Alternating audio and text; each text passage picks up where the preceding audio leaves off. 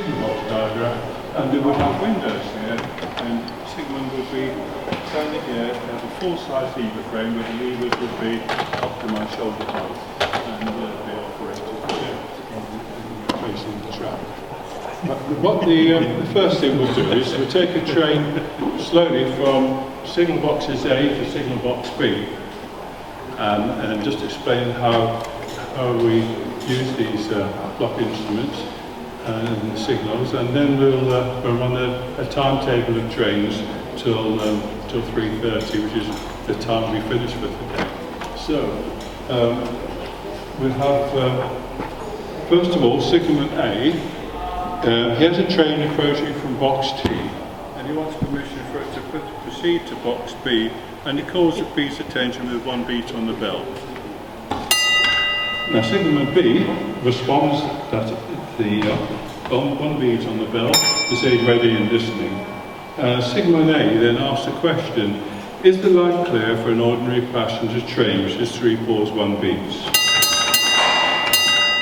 Now signalman B, before he responds to that, he checks that his line, the line is clear for at least 440 yards beyond his home signal, and he checks the points are set and they're locked with the basic boom-facing point lock lever. And he then responds the line is clear by repeating that bell signal back to signalman A, and he also changes the indicator to line clear on his block instrument. Now that's replicated on this instrument here, as again the line clear. Once signalman A has got the line clear, then he can start operating his signals, and he clears his signals in sequence: the home signal, the section signal, and then the distance signal. Now since the sections here are short, and assuming that B has permission for the train to proceed to box C, he also clears his signals: the home signal, the section signal, and then the distance signal. Now signalman A, after the train's passed the distance signal, he replaces that lever, and then as the train passes his box, he sends 2 beats on the bell to tell the signalman at box B that the train is entering section. Signalman B responds with train entering section, so 2 beats on the bell, and change the indicator to train on line, and again that's replicated on this instrument in the red area, and that means that the signalman can only put his signals, replaces the distance lever, which is done after the train's passed that. And as the train passes his box, he checks one very important feature. He not only checks the train going past and everything's complete and not anything, and he checks there's a red tail lamp on the back of his trim. Now that's a miniature version. This is the full-size paraffin lamp, which you would have found in steam days. On modern freight trains, you have an LED tail lamp like this. It's a flashing tail lamp. And also, if you're running heritage stock with this like a steam special on the main line, you will see those on the back of that as well. And signalman A acknowledges that by repeating 2 pause 1 beats on the bell. And signalman B, when he receives that acknowledgement, returns the indicator to line normal, which is replicated on that. And then if signalman A had another train to send, you go through the same procedure again. Now, what we'll do is we'll run we'll complete the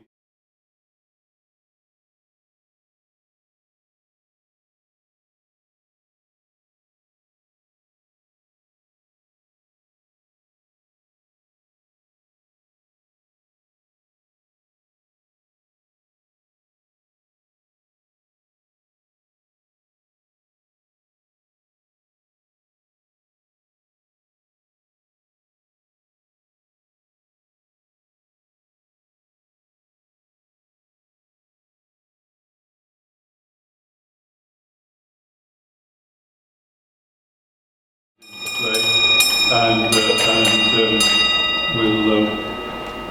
we'll do a different timetable and trains.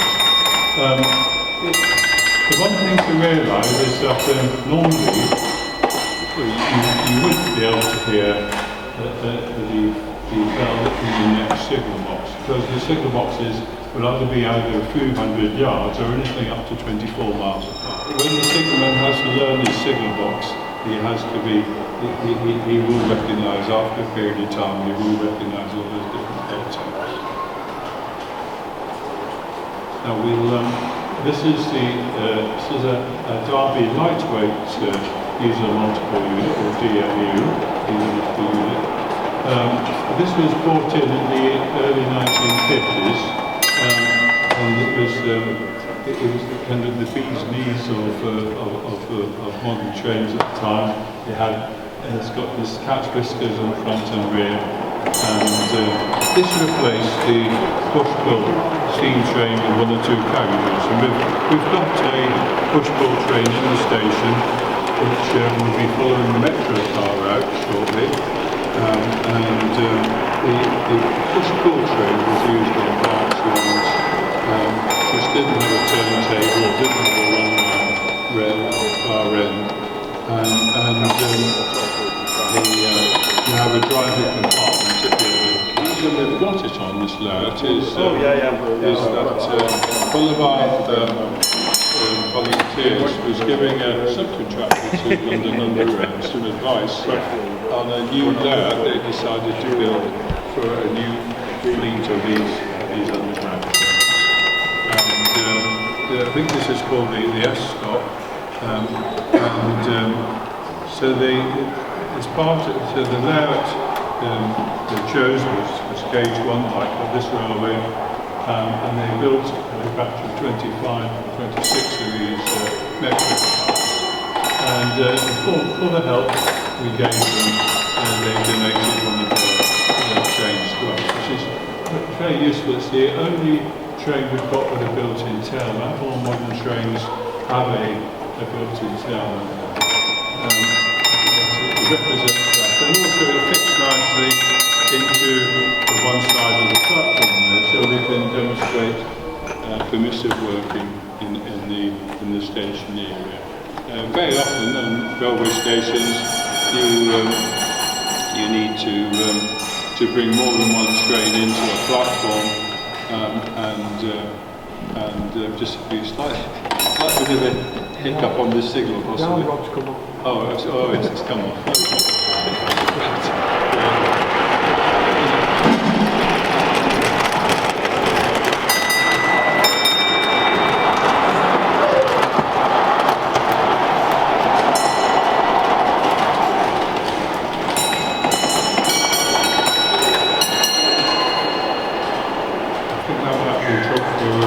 For our maintenance session. The council will work on this and put all these faults right. So it's over 110 years old, so we do expect to have one or two things go wrong. But being mechanical, we can just about make anything on it to repair. I think the proofs in the pudding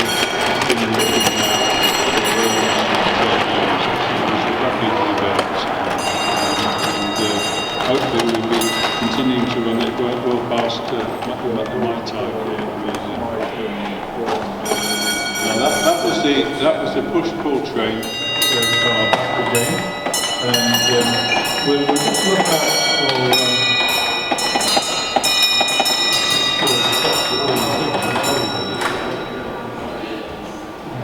We'll just look out for going back into the terminal station, because that's where we're using a different calling on signal to tell the train driver that there's a train already in the platform and to take here. So rather than using this signal to send them into this platform, we use a small calling on signal. Now on the left hand of the full-size signals, you see an upper quadrant calling on signal there with the letters C. So the crest signalman here will just bring that train to a halt, and then the driver will see that, and that tells the driver that there's a train already in the platform.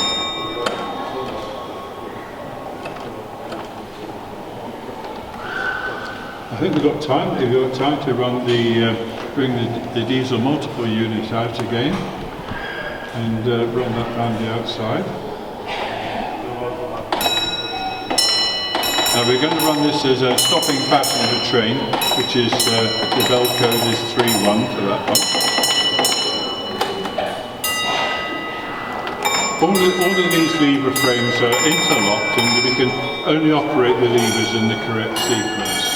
And the locking built into the frame prevents us from operating them in the wrong order.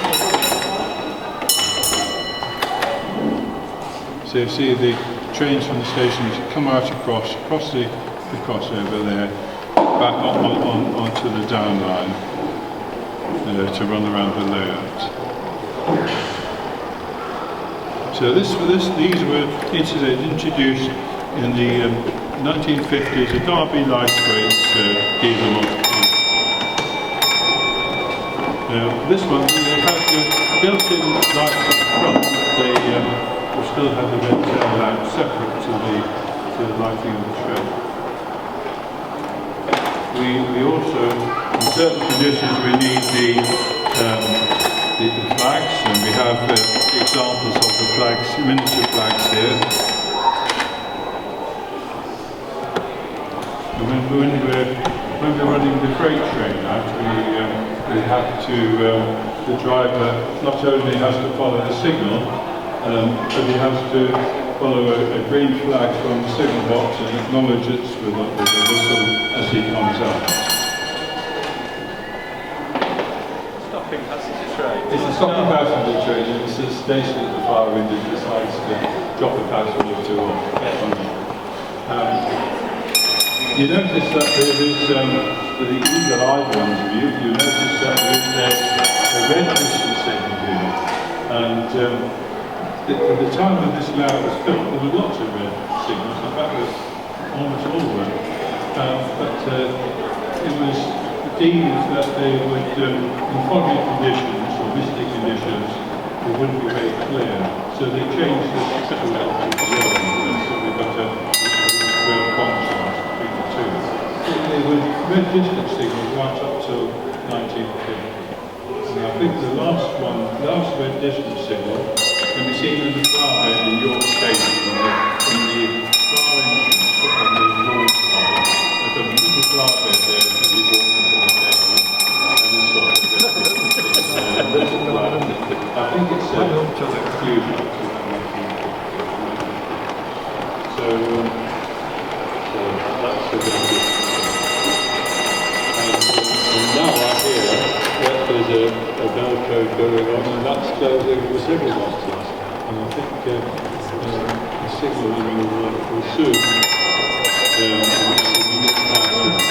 It goes in the signal boxes, and we'll thank you for your attention today. I hope it's been interesting. And we'll be back in a month's time operating.